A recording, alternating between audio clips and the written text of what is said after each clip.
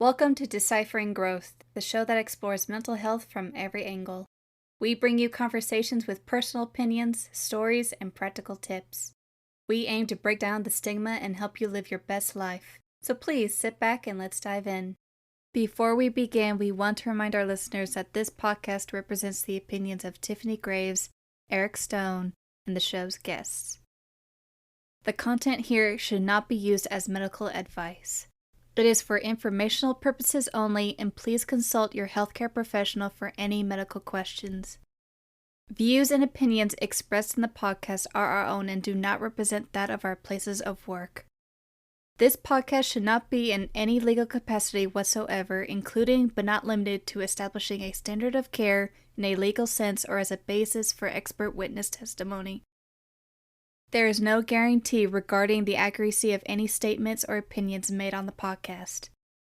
In no way does listening, reading, emailing, or interacting on social media with our content establish a doctor-patient relationship.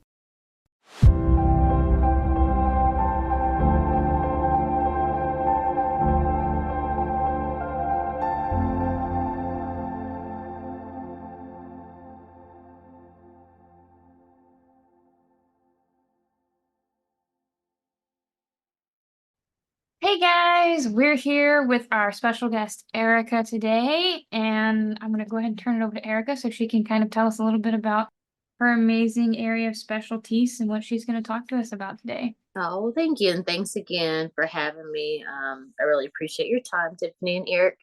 I'm excited to be here. I am a licensed professional clinical counselor with a supervisor distinction. I have a office in Blue Ash, Ohio, and my business is called Tremendous Care Therapeutic Services.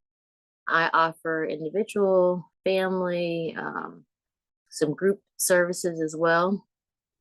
And I focus in primarily, I'll see whomever kind of fits the bill to come in the door. I get that from my community mental health background. We try not to turn anyone away if we don't have to.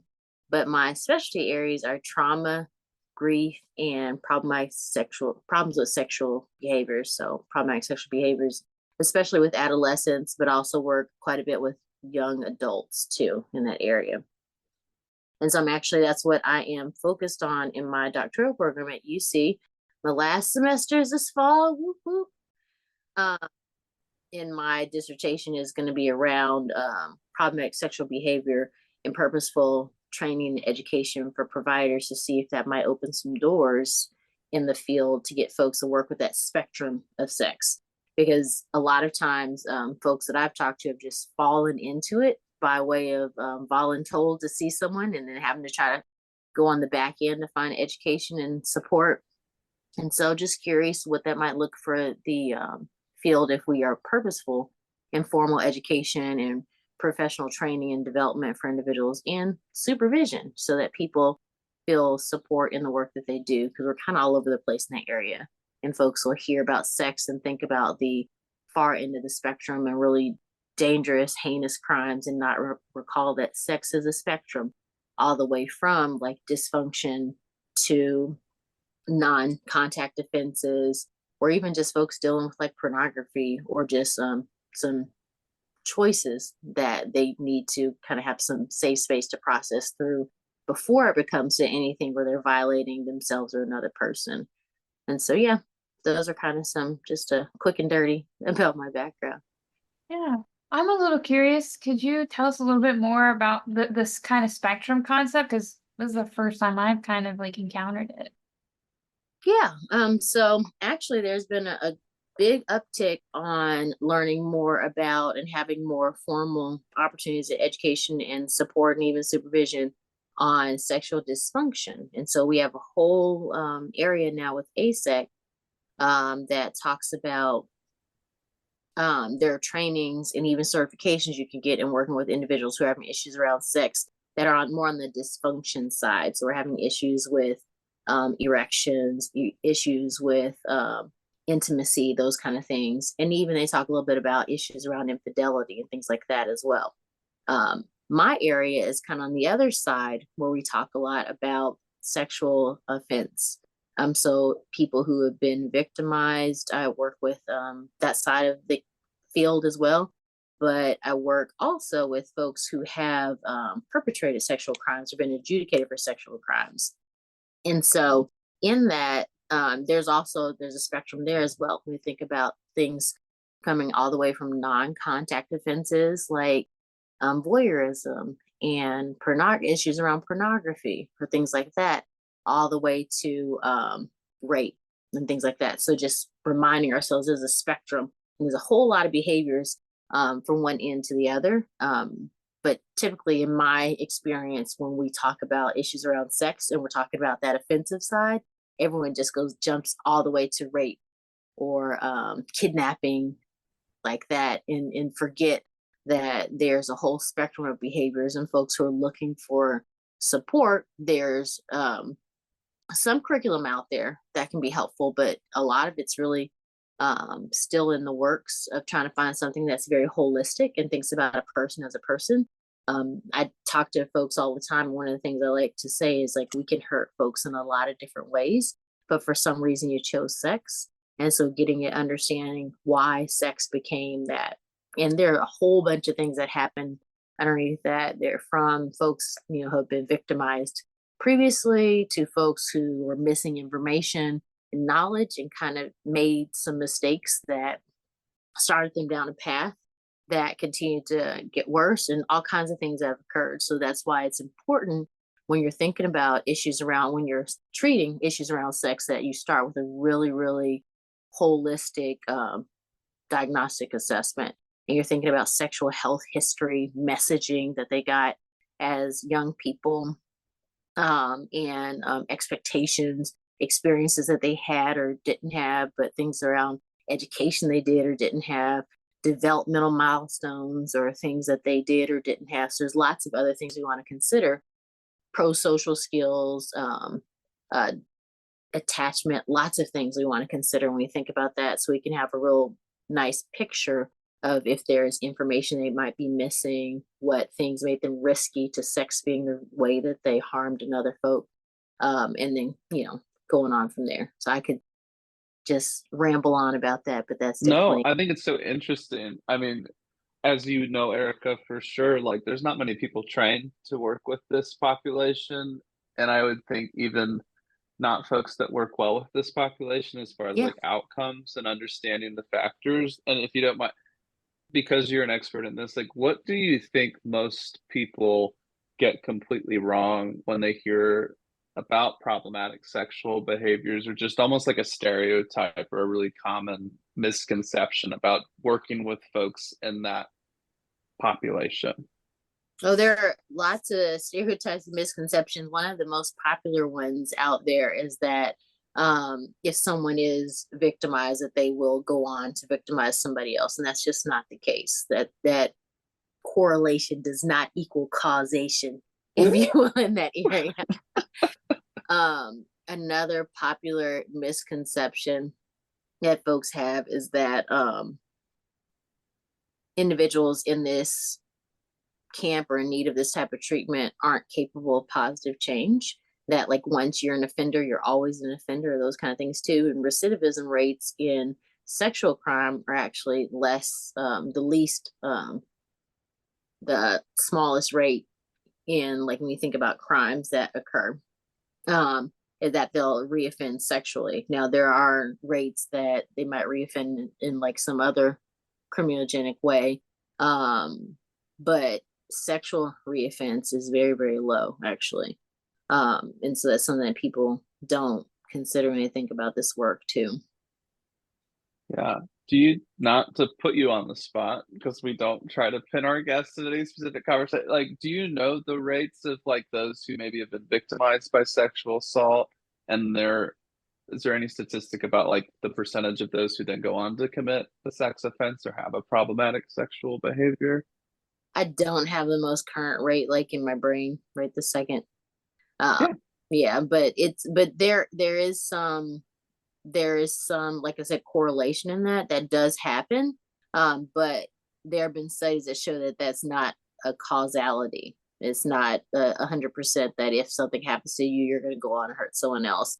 A lot of that is, geared on whether or not you have certain protective factors, and you find treatment and support, and somebody does, a good job helping to, again, do that initial assessment and find out what will be helpful for this individual to prevent anything moving forward. Yeah, man. Sorry. I mean, it's just, I know it's like I'm geeking out because like it's so like for those listening, like this is such a niche area that's so needed, and it's very rare to just get to ask these questions. So honestly, I find it really interesting.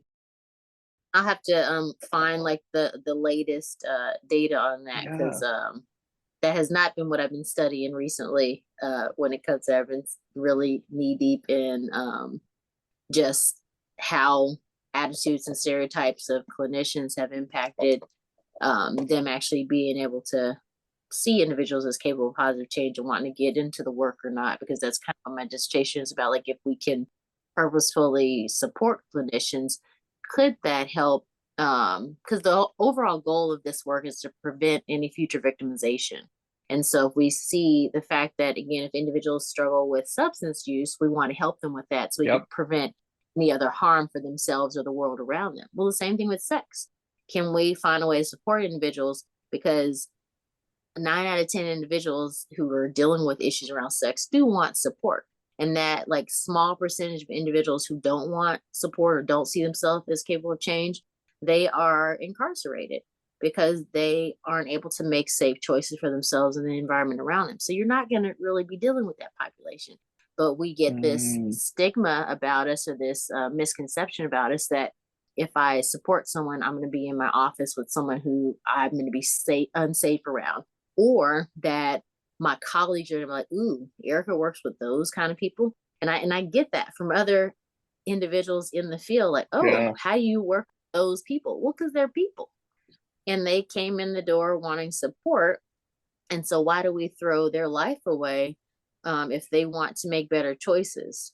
And that's not fair to like all of society, because everybody, there's only one of you, right? So there's some reason you're here. There's some reason that you contribute to the greater good. So if they want to be able to keep themselves safe and the people around them safe, I'd love to be able to find a way to increase capacity to have individual support. 9 times out of 10 too, somebody on your caseload right now is struggling with something on that smaller end of the spectrum, like pornography, or having thoughts about something that are intrusive that they don't want to think about.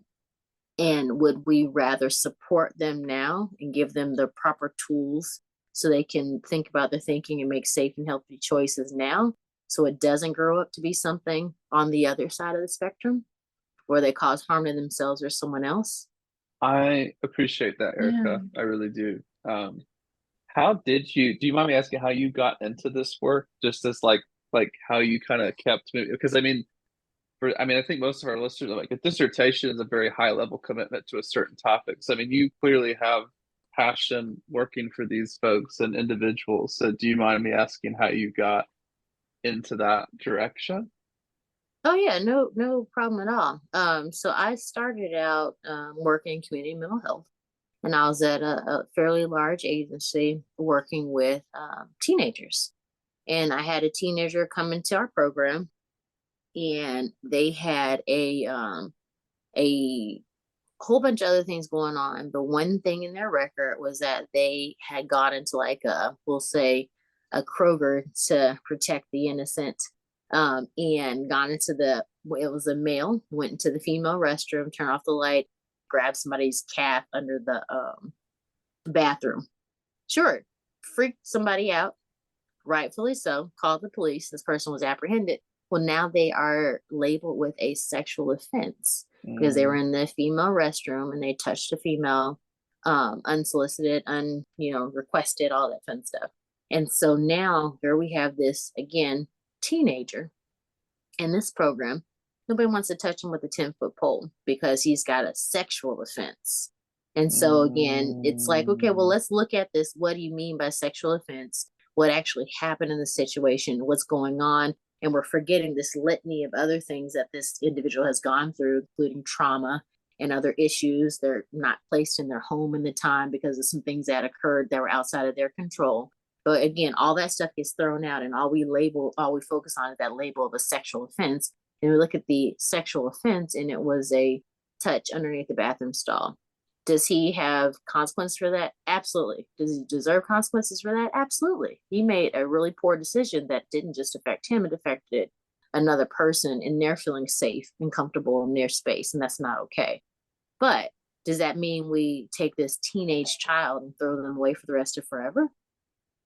And no one wanted to touch them. No other professional wanted to provide support to them. So I was like, well, that's not okay. So what do I need to learn to be able to be helpful for this individual? Wow. And then in that, I found more individuals who were in a similar situation, young kids who were getting these sexual crimes, and they were issues of not understanding what was happening. We watched a movie and decided we wanted to try to reenact something that we should never have been alone to watch in the first place. We are forced to watch and babysit these kids because our parents are out partying at night, and I'm a young kid and I'm upset about this and all kinds of other things happening. I'm seeing things, experiencing things I shouldn't. And then, some acting out behaviors occur. Like there's all kinds of things that kids find themselves in this situation. And again, like I said, it's being able to see both sides, I guess, in my opinion, the duality of they made a decision and there are consequences to that decision, but also do they in their lives have to be a consequence in the sense of now we've kind of thrown them to the side for the rest of forever, especially at such a young age when they're capable of change, they're willing to change. Some of them don't even know what they did wrong in the first place because they were so young when the things occurred. And so I don't know, it just kind of sent me on this path of figuring out what else is out there, what ways do we balance that? How do we hold them accountable to their actions and teach them where those risky areas were, where those needs are? How do we fill those gaps in? And then how do we see if it's working? And then how do we help them to start to make positive change, not just because they are in trouble or have a label, but because it's the right thing to do. Just like we would do for anybody else if they hurt somebody in any other way, we would say, how do we help them make better choices because it's the right thing to do, not because, you are this sick, bad monster of a person for the rest of forever. Yeah. I'm a little curious, like as I'm hearing you talking about like this really harsh labeling, like when you're working with these individuals, like how does that trauma aspect like play into that, and how do you tackle both pieces of that puzzle when working with these individuals? So that's a great question, and I think that's where grief comes into play. As they talk about the fact that you are now living this life you never saw yourself living, and you have done this thing where you've hurt somebody, and part of it is understanding that you did cause harm and recognizing that, man, like people see me as this villain, this vile creature. I don't, know how to reconcile that. And so there we talk about the grief that comes with like now you're in this new space and you have these responsibilities that you have.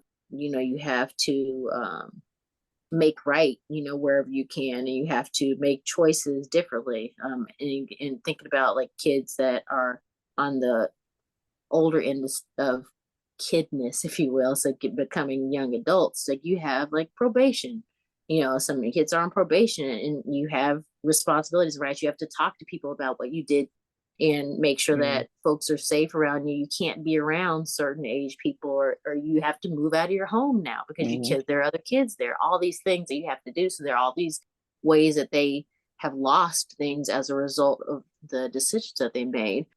And so processing that loss is real and it's a result of the decisions you made. And so now how do we move through this in a way to where we don't make that same decision again, if that makes sense? And so part of that is, oh, go ahead. Oh, no, I was just saying, yeah, no, please. You're on a roll. You keep going. Oh, no, so part of that is recognizing that in that realm, grief becomes a real thing, where it is about not only the past, the grief of the mistake that you made that caused you down this trajectory, the grief of the present and the way that your life has changed now and will be changed in the future. And so helping them to recognize that and give it space and the appropriate attention it needs so that they can recognize those pieces of it that need to just resolve on their own. They recognize that this is how life is going to be now in these areas, but then also things you need support on and treatment on that doesn't have to always be. So just because I've made this bad decision in the past, I don't have to continue to make those bad decisions in the future. And so being able to, again, help them with that duality. So the things that are ongoing that we have to just recognize and support, like, hey, they are, you're going to have to make these different decisions as you think about where you're going to live, what you do for work and what you can't do for work, where you can't live, the constraints of like probation, as long as that's in place, and making sure that, like, if you have to register, all those things are consequences that you're going to have to just deal with and worry and figure out how to work through, versus, again, I don't have to put myself or anyone else in that situation ever again, because now I can get treatment and support on some of the irrational thinking or beliefs that I might have had, or on some of the psychoeducation on some of the things that I just didn't know weren't appropriate or weren't okay, because that's not what was modeled for me in my past, or that's not what happened to me in my past, those kind of things. But helping them kind of walk that, to deal with that very human side that they're working through what occurred, in conjunction with, proper sexual behavior work on, like, okay, psychoeducation piece on like healthy relationships, shame, things that they're dealing with as far as like understanding what restitution means, or understanding what like, trying to think of like a easy example. I had a student I worked with before that came in and they were victimized, and they did not talk about their victimization until after they victimized somebody, and then they got in trouble for that, and they're like, well, this happened to me, so I don't understand why I have to have all this accountability when there was not this accountability before. And so with that, we kind of had to go back and talk about the fact that while they went through something very real, and there wasn't this feeling they felt of this person being held accountable, that is a separate situation than what they did. And we have to talk a little bit differently about kind of them understanding their trauma separate from the trauma that they caused. And we can't conflate the two and use it as an excuse for that thinking and that action that they engaged in. That makes sense? Oh yeah, no, I love what you're explaining, some very complex things so simply, so eloquently.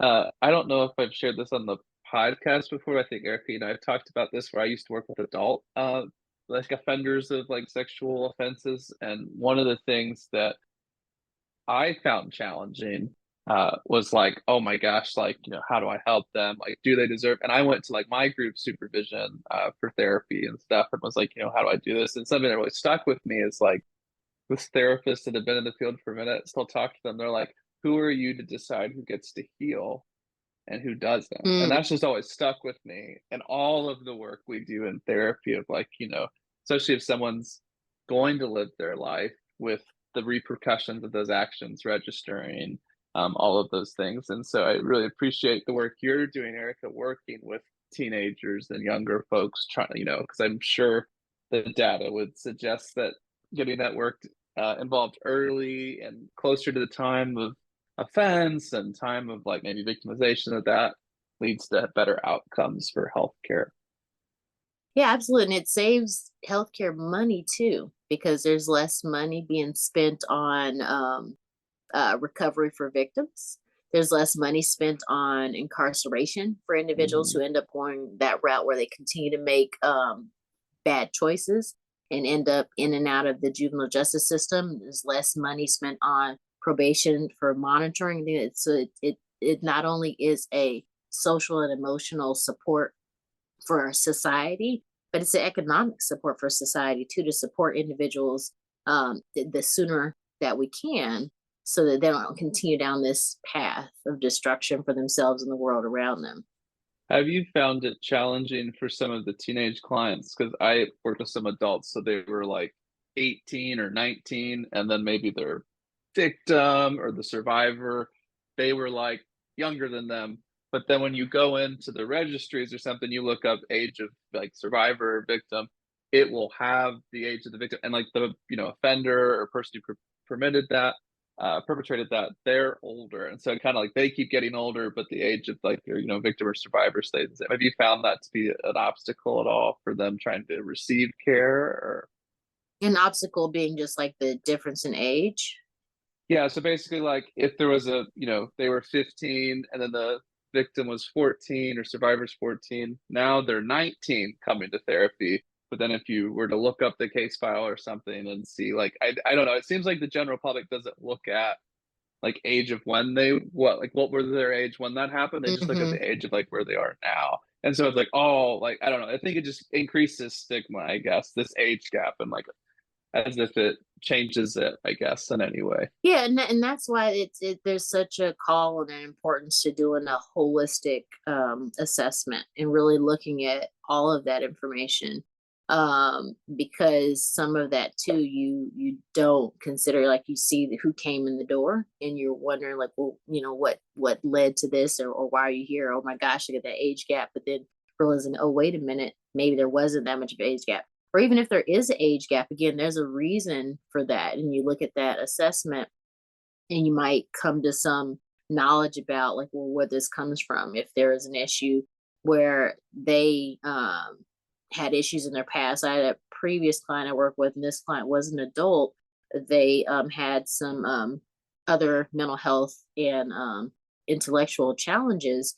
And with that, they had a fixation on adolescence because they emotionally felt like they felt safer, more connected with adolescence because of things that had occurred in their life around that time period. And so again, getting that historical perspective will talk to you a little bit about what's actually really there, and then you can treat specifically what's there. You have to recognize too, like, well, at your age now, it's not appropriate to engage with that age group because you're no longer in that age group. And so how do we help you reconcile that and understand that so that you can make better choices for yourself, and then again society around you, and then also too being able to feel comfortable with folks who are your age and who are appropriate for you to make friendships with. And then that way, if it's a friendship, a mutual friendship, and you want it to become something different, you're with somebody your age and that's appropriate, and you can have that type of connection that you're seeking in a way that it can be reciprocal, and it can be with somebody who actually understands what they're getting into, so you can have what you Mm, want, a relationship.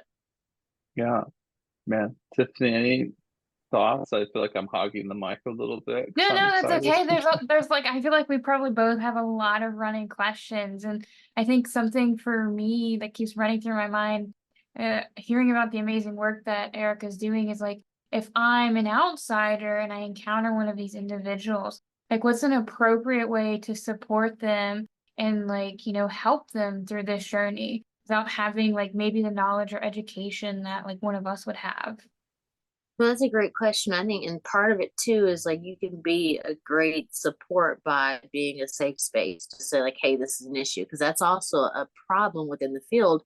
Is if there's no safe space for someone to say like, I'm having these thoughts, then they keep that to themselves and it eats at them, and then eventually they act on those kind of things, or they might, find other ways that that'll sit in their body and manifest as challenges for them if it isn't something that they act out. Because again, sexual harm can happen to yourself or others. I work with individuals who have engaged in masturbation practices that have caused themselves harm. And so, like, with that, being able to be a safe space for someone to be able to say, hey, I'm having these thoughts, or this stuff happened in my past. And then, helping them say, hey, this sounds like something that would be helpful to get some actual professional support on. This isn't something that I see every day, but I'd be happy to help you get connected to someone else who can provide these specific supports for you. I think in our field too, not becoming so siloed that we say, oh, if I can't do it, no one can, but being able to say like, hey, this isn't my specialty area. I'm Mm, happy to share you with someone who actually can support you in this. Because, 9 times out of 10, I'm sure, I'm hoping, fingers crossed, that that person would say, hey, I can support you back in the future, knowing that there's a niche area that you have that I can send someone your way. Does it make is sense? that kind of yeah, is it a challenge right now that maybe therapists are trying to help this population, but maybe don't have the competency or skill set to do so? Is that a problem? Like, so they're trying to help with this, but maybe haven't been equipped to help their patients effectively, or I've seen that happen a couple ways. So like one okay, being there's a challenge in, oh, this person needs like specific support around sex that I can't give. So I'm just not going to do anything. And then I've seen, oh, this person needs specific God, challenge around sex and needs support. So like, oh, I can muster my way through this. And I love the gumption. And again, we want to increase capacity in this field because it's about preventing future victimization, but do that smart. Seek out consultation, support, seek out education, formal education. And so like, let's yeah, not go grab a book off Amazon, but actually look for some professional training and development. And let's make sure that you're looking for proper leadership support to kind of help in that. Because that's yeah, kind of what happens. And I get it. Sometimes people go in it with great intentions and thinking about capacity, right? I'm thinking about in that agency and someone comes in your door and you're not allowed to say no. And then so you're like, well, what do I do with this person? Well, I'll just read a book, or I'll just no. There are some professional trainings out there that you can look mm, into. And there are some actual individuals, myself included, I do consultation. And so like if someone wants to reach out, by all means, and that way someone can at least help point you in a solid direction. So you're providing some good support, because we wouldn't do that for anyone else. We'd look at evidence-based or at least practice-based supports to provide yeah. for individuals who are dealing with like depression or anxiety. And so this is a very real thing that causes very real damage. So it needs the same level of attention.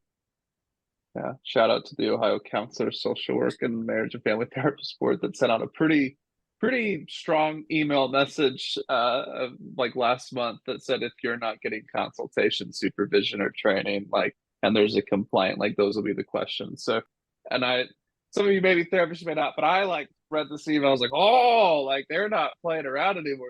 They're over this. People kind of like, I took a hour YouTube video and now I could do EMDR. Oh, I like, it's just it's kind of scary. And this is something, Erica, we kind of talk about on this podcast and in some of these discussions. Like there's just kind of this lack of public trust in therapy right now, just because so many folks are doing it well and so many folks are not doing it well, to be honest. And so the kind of that balance. So We got a lot of if maybe TikTok therapists out there right now.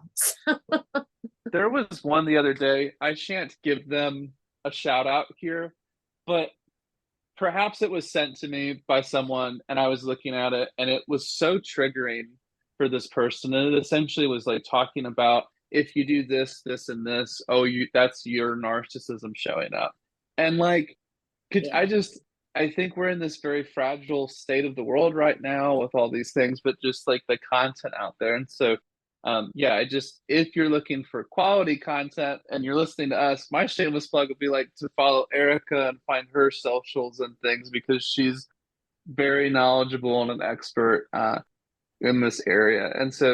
Um, and so we do have kind of a mix, Erica, therapists listening and following. And also like one of the things we're trying to do is demystify therapy a little bit, like trauma therapy specifically.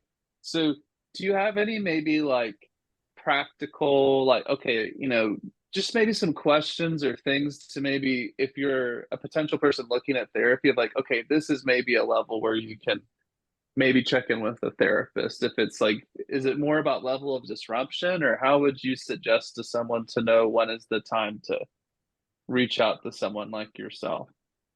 Oh, so as a individual or another professional, like, As an individual seeking therapy, yeah, as a yeah, potential client, to know when to come in. yeah, absolutely. That's a great question. I think one thing that I encourage folks to do is even just reminding yourself that if you go and seek therapy, it's not like a lifetime commitment. I remind folks too that like therapy's like ice cream, lots of flavors, and everybody ain't for everybody, and that's okay. So not to be discouraged if you tried it at one point in time and didn't find what you wanted. It's okay. There are lots of individuals out there, and that's all right. You get to be choosy because this is about what's best for you. And so I think just reminding folks that they're in control. You're in the driver's seat if you decide to seek out therapy, and to look for someone that makes you feel comfortable and connected, and that you feel like you can actually do good work with this individual because you see something in that interaction, because therapy is a relationship. And so be choosy with how you enter in that relationship. You're allowed to. And so don't feel like someone, if you feel pressured or obligated, or even if you feel brushed off, then you can say thanks but no thanks. I ask folks when we come in, like I don't ask them, well, what I ask, folks, kind of like what brings you in the door, but I really want to kind of hone in on, well, what do you want to see better or different as a result of our work? You want also to be able to make sure you're having a balanced conversation with that provider that you're talking to. Not only are they asking what's wrong, but like, what do you do well? What's great about you? What do you enjoy? Have you had any experiences with therapy before? What kind of things went well? What things didn't go so well? Like, you want somebody who's interested in you and interested in meeting you where you are to help you go where you want to go, and not someone who's just like, I've got the magic button, the magic pill, kind of get you to move forward. But recognizing it's a relationship where people are working with people. And so when you sit down, are you sitting down in front of a person?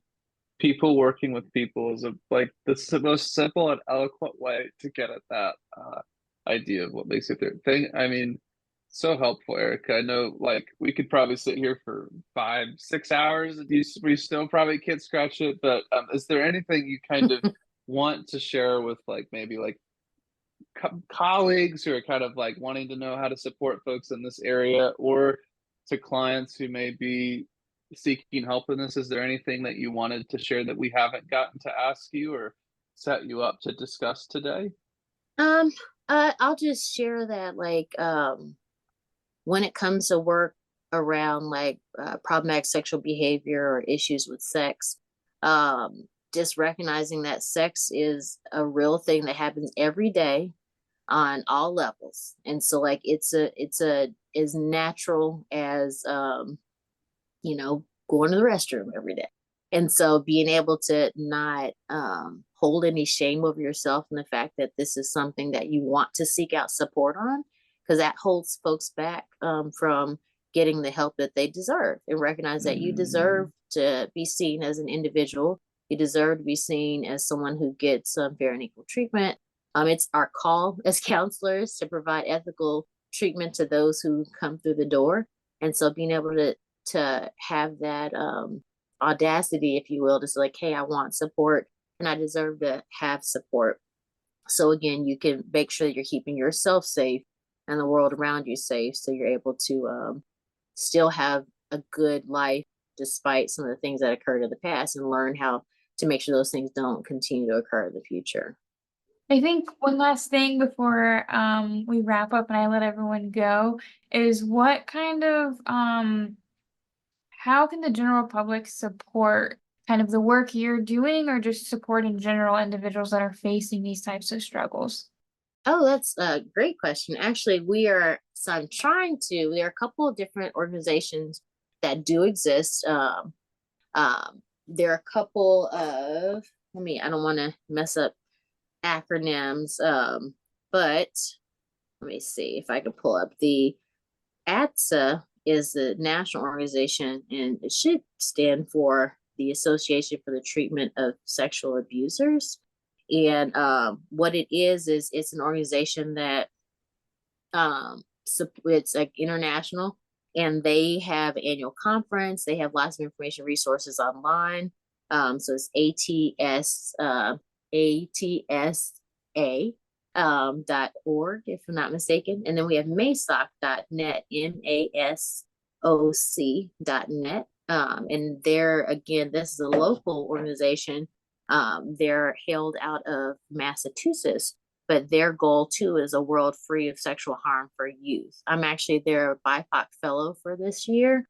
So for the BIPOC fellow, you can there have registration going on for next year's BIPOC fellow.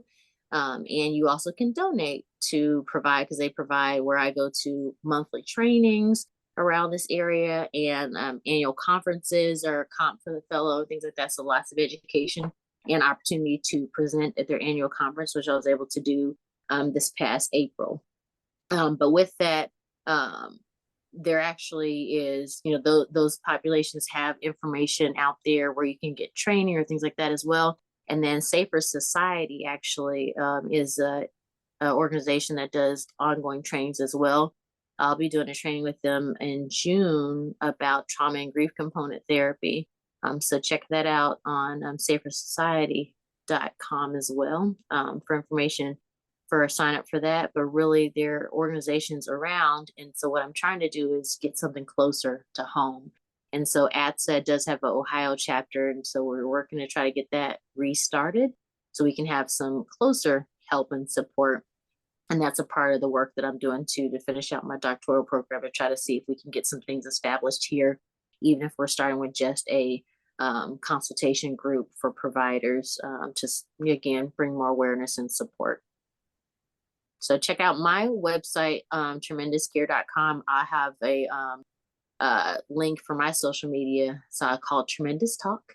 And on my Tremendous Talk, I'll start having some of those links on there and more things like that. Now that I'm seeing the end of the light, the end of the tunnel in doctoral school, I'll be able to post a lot more and have some information there for some opportunities that I want to do through my business. And then again, getting some of those organizations kind of pulled closer to home, having like opportunities for providers here to get together and learn and support one another to work on problematic sexual behavior.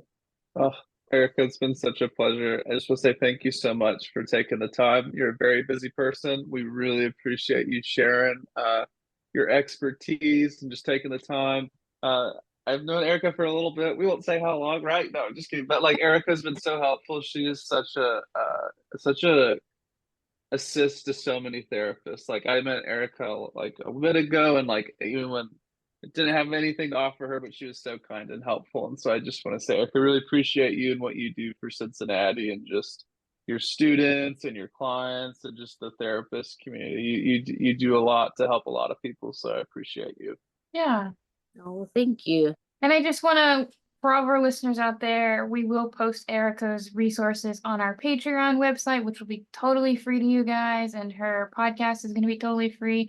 So feel free to look at our Patreon if you want the resources that she was mentioning in the podcast. Well, thank you. And I can send you links that'll take you directly to the organizations and a couple of free resources. There are lots of resources out there for free to help with like having sex talks and things like that. To again, start you on that spectrum. We'll ease you in the door. And then once we get you in the door, you'll be a great ally and support. Yeah. So definitely reach if you want to get in connected. Thanks for tuning in to this week's episode of Deciphering Growth. We hope you found our conversation helpful and insightful. Subscribe to our podcast for more episodes and check out our Patreon for more content. Don't hesitate to contact us on social media if you have any questions or comments. We'd love to hear from you. Until next time, keep growing.